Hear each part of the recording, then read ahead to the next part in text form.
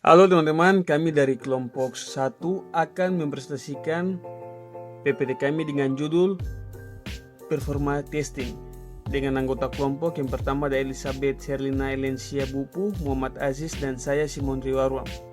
Yang pertama, latar belakang.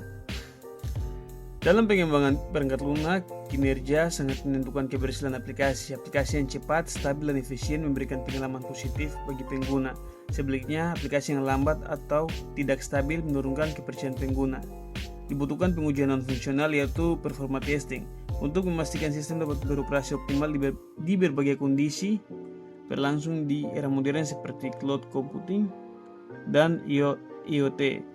Performa aplikasi sangat membantu keberhasilan bisnis dan kepuasan pengguna. Yang kedua, rumusan masalah. Apa yang dimaksud dengan performa testing? Yang kedua, apa tujuan dilakukan performa testing? Yang ketiga, apa saja jenis dan tahapan dalam performa testing? Yang keempat, bagaimana contoh penerapan performa testing dalam aplikasi nyata? Selanjutnya, tujuan dan manfaat.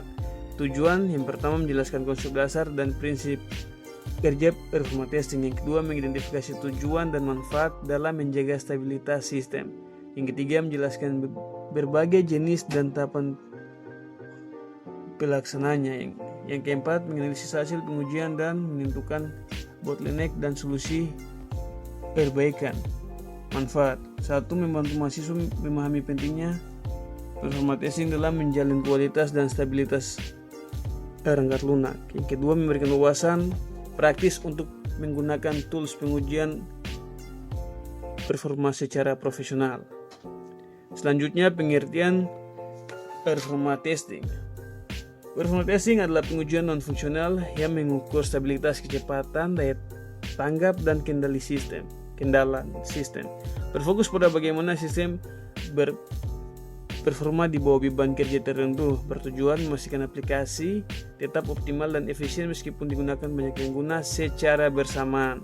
Selanjutnya kita masuk pada bagian pentingnya performance testing.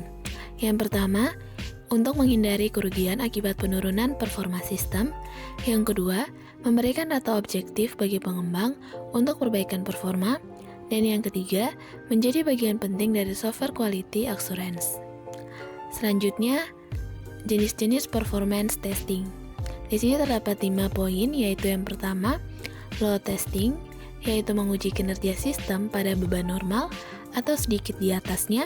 Yang kedua, stress testing, yaitu memberi beban ekstrim untuk melihat batas kemampuan sistem.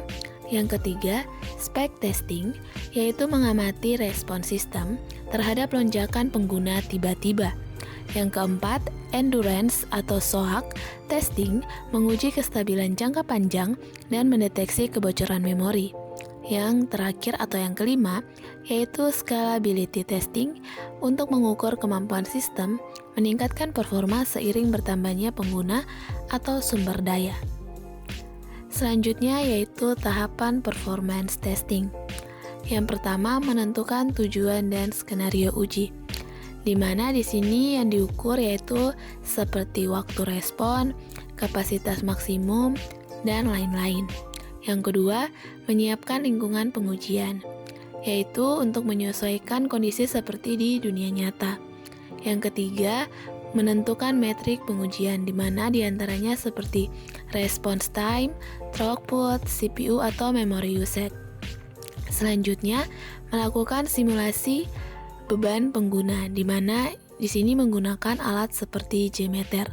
Yang kelima, menganalisis hasil pengujian, yaitu di mana mengidentifikasi bagian yang menjadi bottleneck. Yang keenam, yaitu melakukan optimasi sistem, di mana dilakukan perbaikan kode, konfigurasi, atau basis data. Tools yang digunakan. Pertama ada Apex JMeter, open source, banyak digunakan untuk website testing. Kedua, Loadrunner Microfocus, komersial dan skala besar, serta detail dan analisis tinggi. Ketiga, Gatling, berbasis skala, cepat dan efisien untuk aplikasi modern. Keempat ada QG, berbasis JavaScript, ringan dan cocok untuk CI atau CD. Blazemeter, platform cloud yang kompatibel dengan JMeter. Kelebihan dan kekurangan. Kelebihannya sendiri menilai stabilitas, kecepatan, dan efisiensi sistem, membantu menemukan dan memperbaiki bottleneck. Ketiga, meningkatkan pengalaman pengguna dan efisien sumber daya. Kekurangannya itu membutuhkan biaya dan waktu besar, hasil tidak selalu 100%, dan mempresentasikan kondisi nyata. Dan terakhir, memerlukan keahlian teknis tinggi dalam analisis hasil. Kesimpulannya, performance testing merupakan bagian yang sangat penting dalam proses pengembangan perangkat lunak karena berfungsi untuk memastikan bahwa aplikasi dapat berjalan dengan optimal, stabil, dan andal di berbagai kondisi pengguna.